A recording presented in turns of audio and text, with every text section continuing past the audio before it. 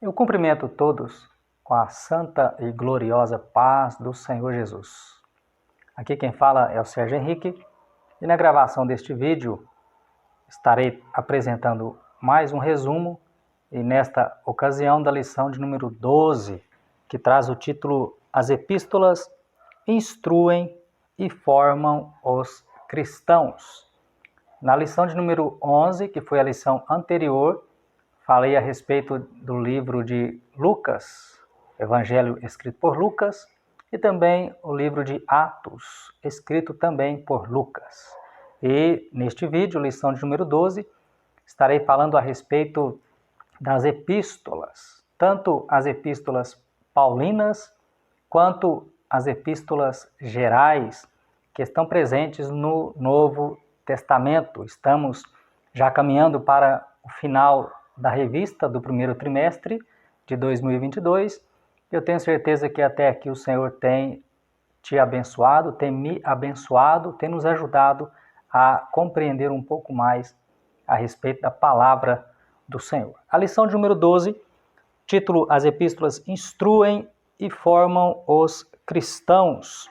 Já na introdução, nós percebemos que no Novo Testamento, dos 27 livros presentes, 21 são epístolas. São cartas do modelo antigo, padrão antigo, nas quais o escritor ele colocava o seu nome, se apresentava e tinha o destinatário, uma saudação, oração ou desejo de bem-estar aos leitores e o corpo da carta e no final as saudações finais. Se você abrir alguma das epístolas, como por exemplo, vamos abrir a epístola de Paulo aos Coríntios, para você ter um exemplo como que era o padrão antigo de cartas ou epístolas.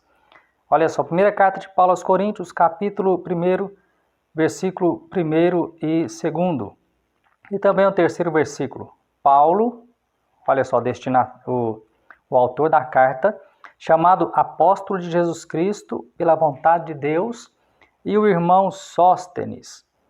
E veja o destinatário, a igreja de Deus que está em Corinto, aos santificados em Cristo Jesus, chamados para ser santos com todos os que em todo o lugar invocam o nome de nosso Senhor Jesus Cristo, Senhor deles e nosso. E a saudação, graça e paz seja convosco da parte de Deus, nosso Pai e do Senhor Jesus Cristo.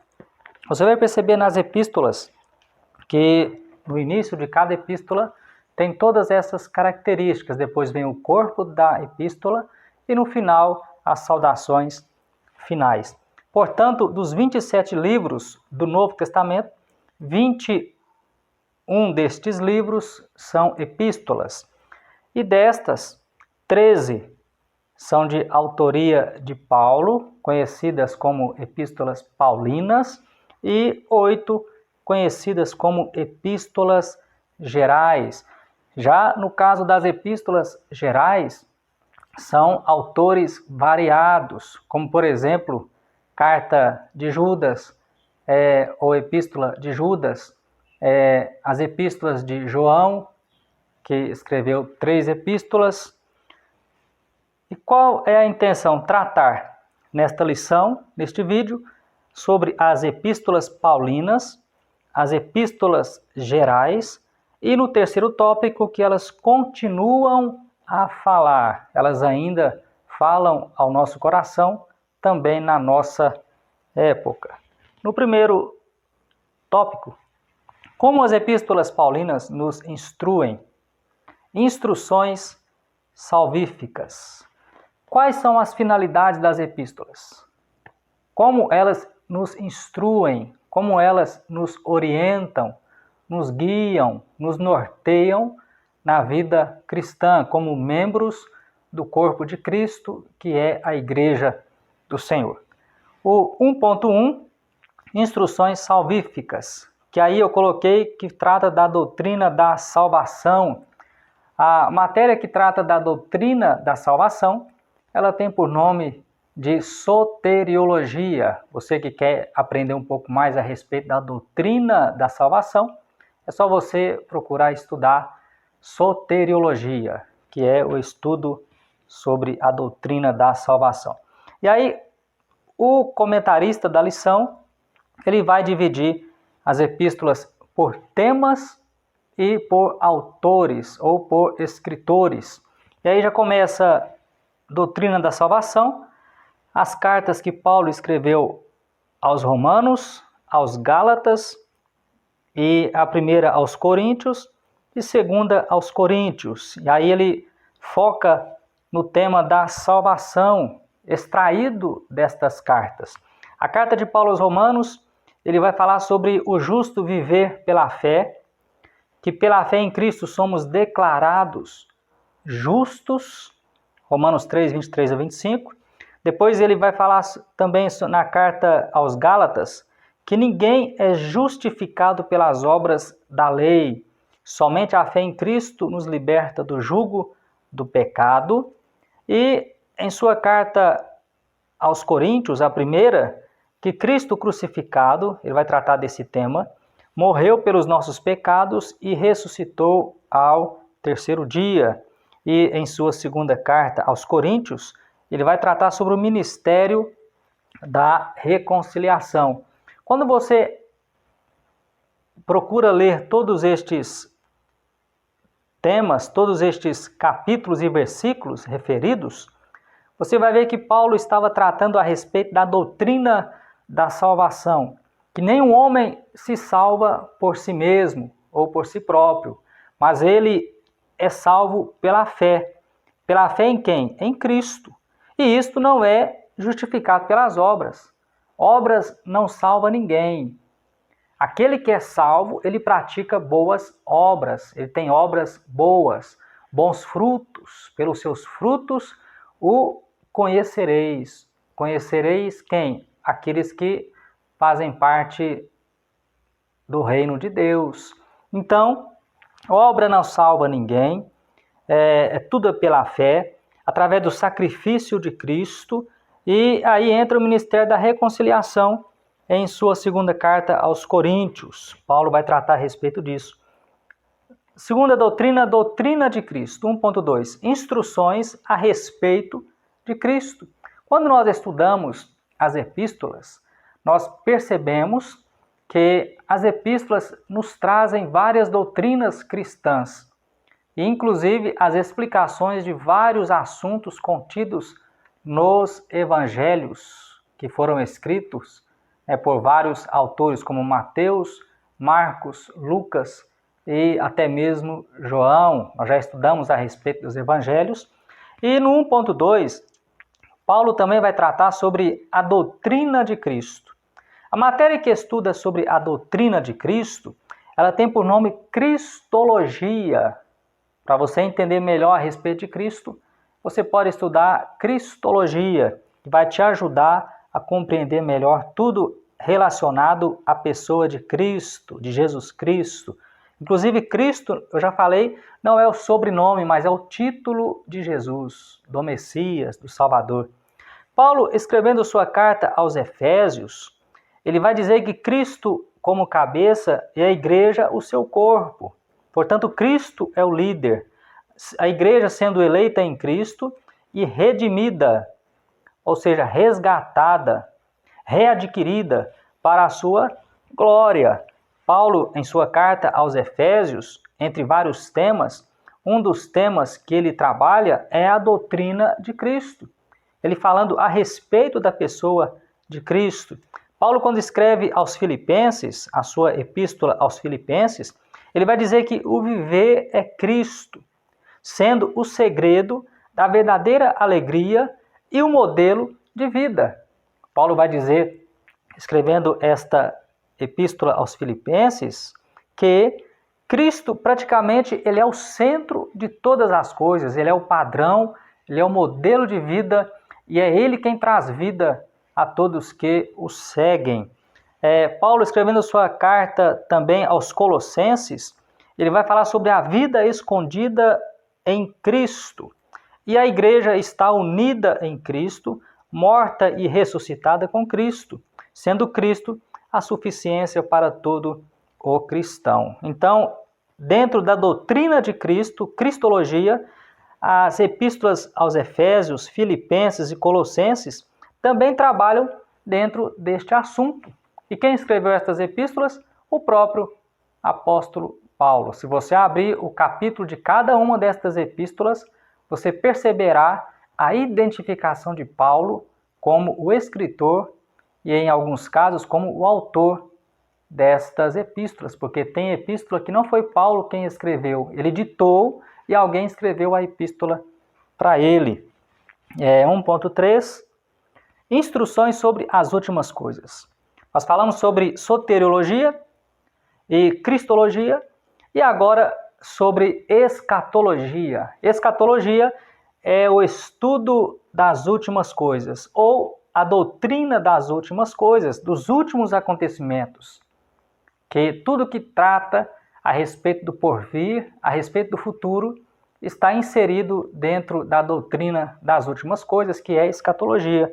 E aí Paulo vai tratar deste assunto em sua primeira carta aos Tessalonicenses e também segunda carta aos Tessalonicenses.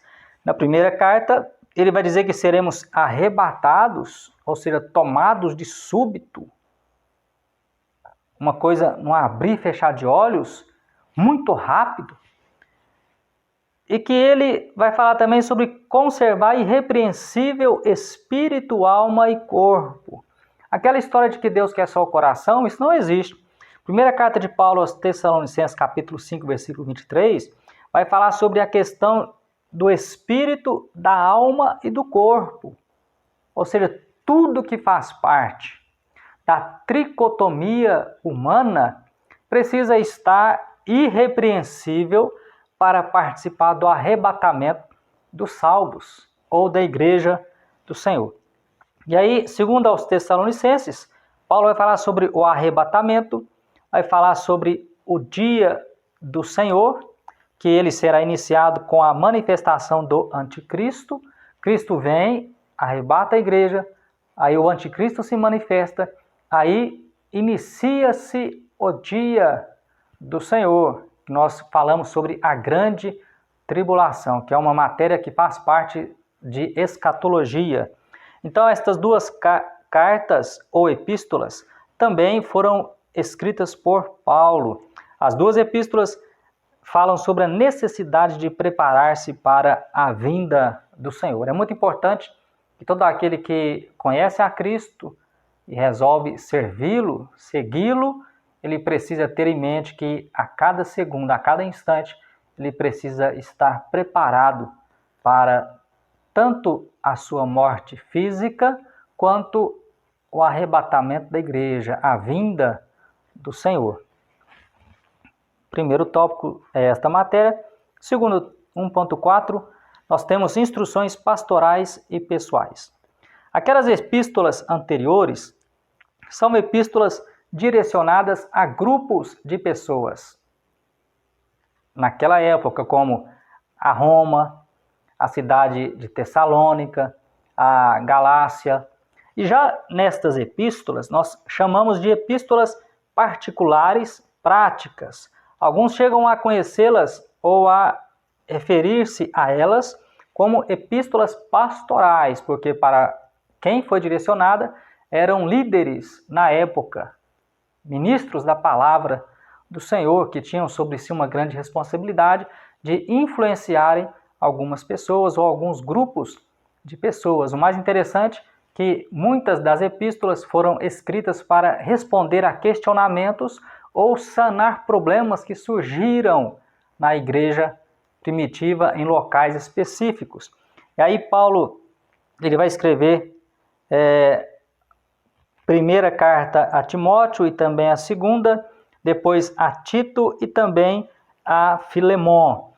Tanto Timóteo, primeira e segunda carta, Paulo vai combater as heresias pela sã doutrina e dizer que o líder precisava estar apto para ensinar. Um dos grandes problemas nossos hoje, contemporâneos, da época chamada pós-modernidade, é que não se pode confiar mais em qualquer líder. O líder, para receber confiança, ele precisa ser um homem de Deus, conhecedor da palavra e que seja apto para ensinar a palavra. E só consegue ensinar a palavra se tem conhecimento da mesma. Segunda carta a Timóteo, ele vai dizer que o líder tem que manejar bem a palavra, produzindo arrependimento aos que resistem.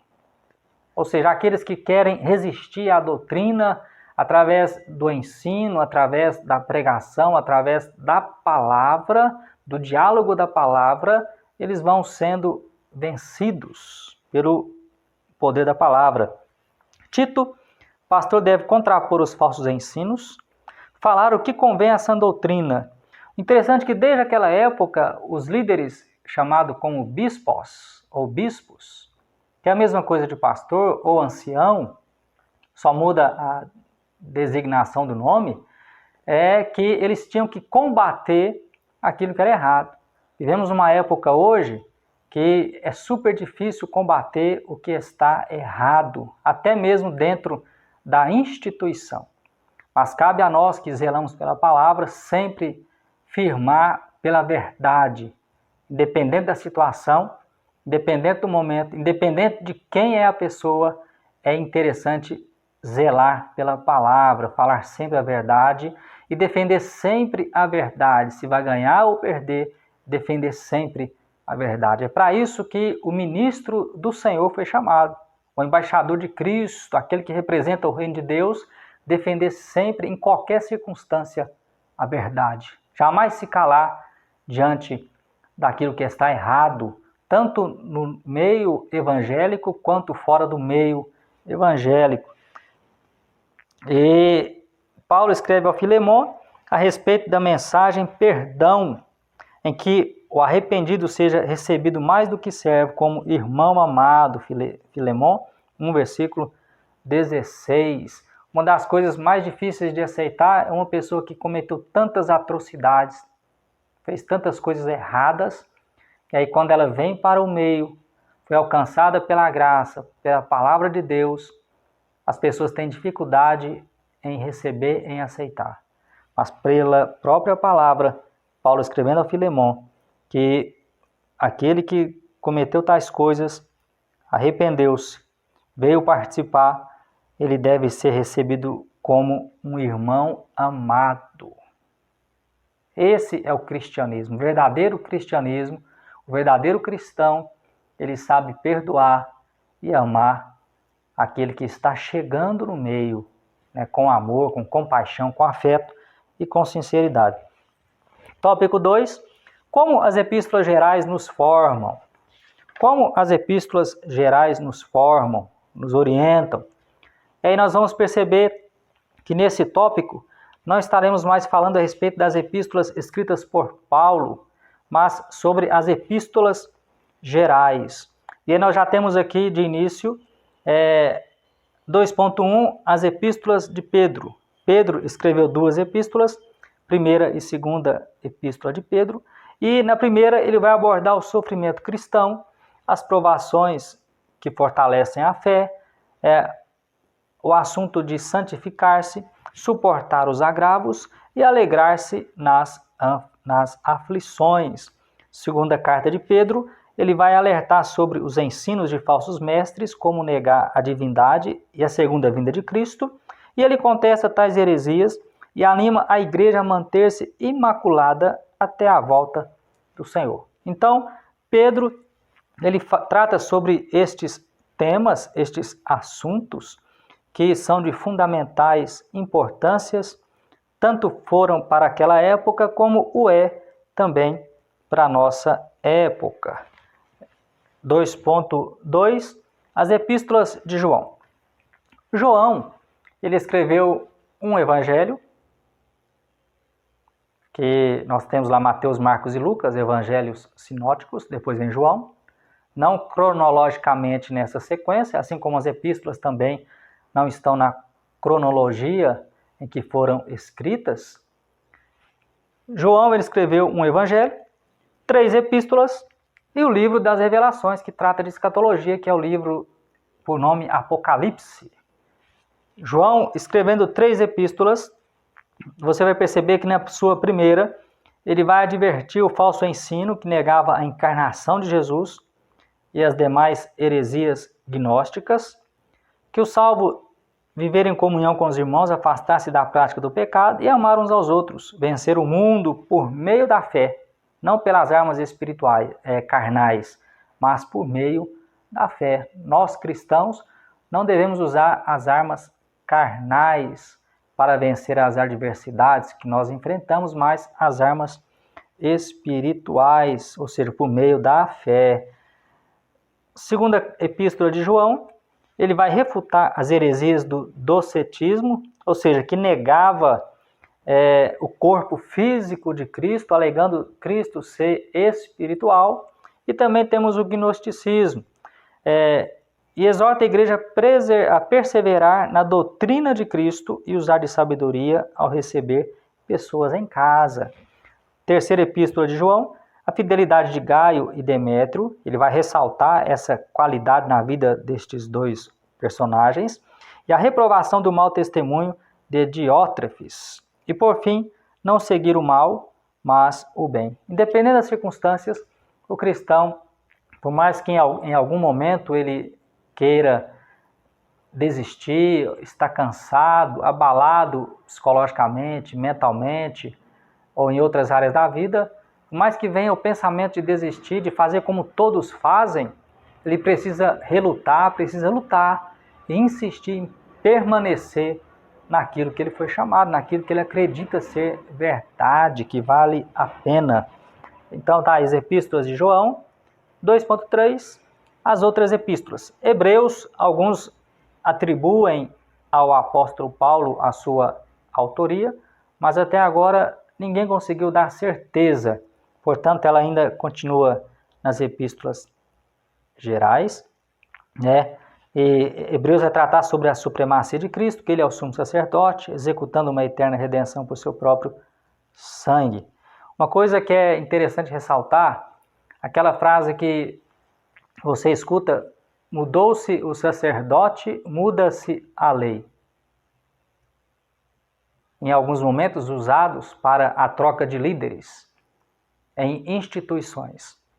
Mas vale a pena ressaltar que quando o escritor desta carta aos Hebreus tratou sobre o assunto do sacerdócio, ele estava falando sobre o antigo para o novo, que no caso seria o sacerdócio de Cristo. Por isso ele chega a falar, mudou-se o sacerdote, muda-se a lei. Por quê? Porque houve a época da lei e também temos agora a época da graça. E é isso que é o assunto tratado também o escritor aos Hebreus. Então, eu usar um versículo isolado para querer dizer que mudou-se o líder, muda-se a lei, negativo. A lei ela permanece a mesma. A Bíblia permanece a mesma. Carta de Tiago, ele vai dizer que a fé sem obras é morta, devendo ser mostrada em ações. As ações não salvam, mas refletem o caráter do cristão, daquele que é salvo. Portanto, devendo ser praticante da palavra e não somente ouvinte. Uma coisa que é muito importante ressaltar é que a oração ela é primordial em qualquer momento, em qualquer problema. Mas a própria oração em si, ela precisa de uma atitude, ela precisa de uma ação, de algo continuado. Senhor, socorre a família tal, porque está passando necessidade. Se eu estou sabendo, eu oro a Deus, apresento a família, mas também é uma obrigação minha, como cristão, como servo de Deus, conseguir um jeito de socorrer aquela família. Não é somente orar, vamos orar, irmãos, por fulano de tal. Não, vamos orar, sim, por fulano de tal, por todo o grupo para orar, mas vamos agir também. Vamos correr atrás, fazer o que é necessário para socorrer aquela família. Inclusive os dízimos. Alguns usam apenas um versículo que estão roubando do Senhor, Malaquias capítulo 3, versículo 10 a seguir. mas esquecem das demais atribuições dos dízimos, que são para socorrer as viúvas, órfãos, necessitados e estrangeiros também. Tá certo? Eu não vou entrar muito nessa questão de dízimo agora. Epístola de Judas, ele vai falar sobre batalhar pela fé, por causa dos hereges infiltrados na igreja, e devendo orar e preservar a esperança da vida eterna. Até naquela época já tinham pessoas que tentavam causar danos à igreja do Senhor. E hoje não é diferente. Hoje não é diferente.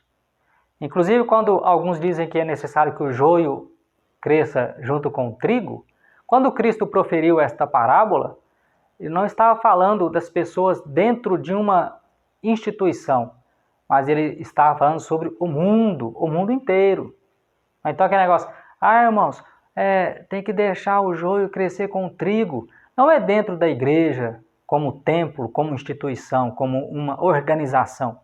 Mas lá Cristo, quando fala deste assunto, ele estava falando sobre o mundo todo, abrangendo todas as pessoas. É só você conferir a parábola depois e você vai entender o que eu estou te falando. Terceiro tópico, as epístolas continuam a falar. O primeiro tópico foi falado sobre as epístolas paulinas, que são 13. O segundo tópico, as 8 epístolas gerais.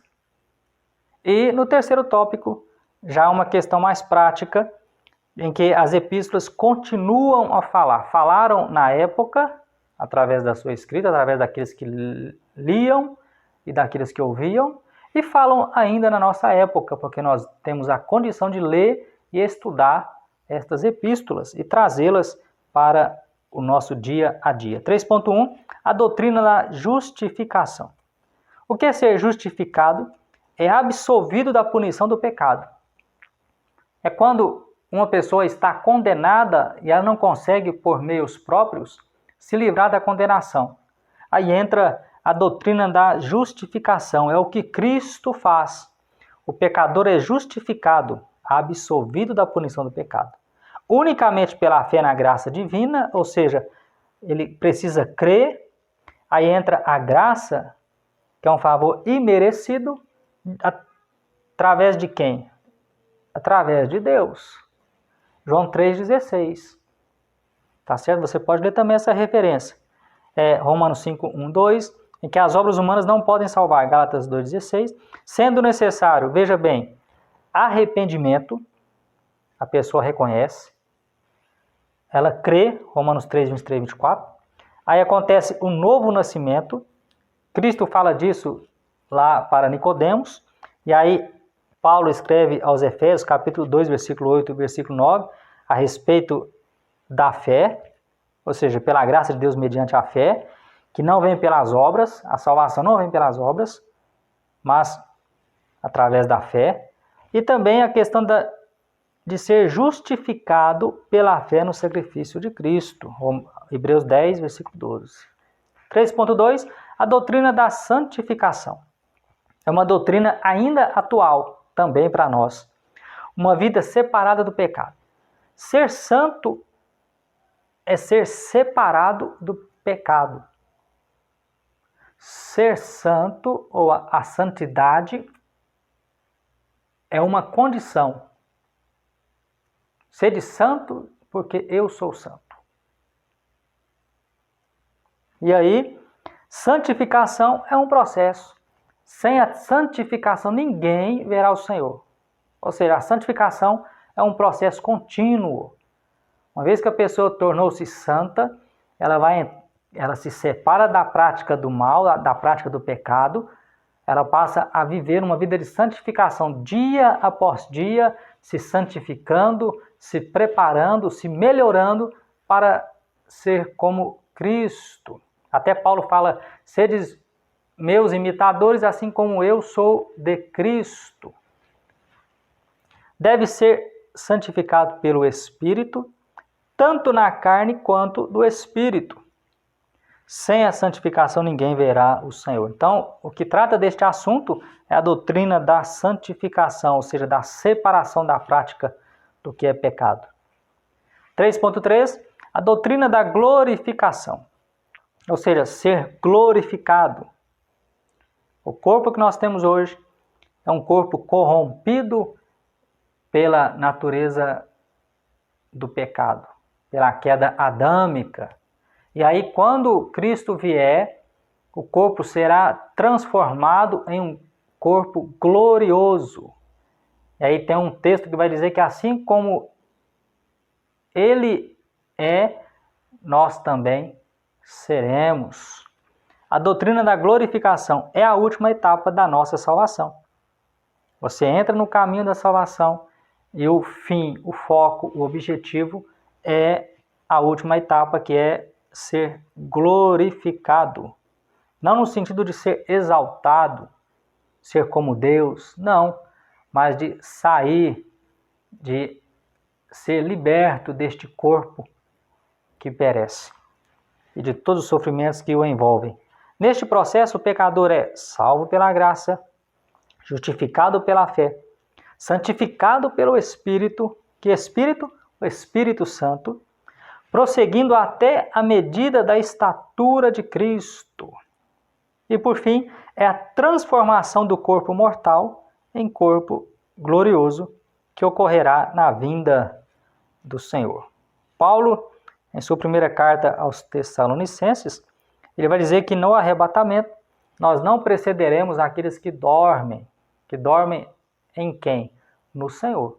Os que morreram em Cristo, ou seja, aqueles que dormem em Cristo, eles serão transformados e em seguida nós seremos também levados e estaremos para sempre com o Senhor.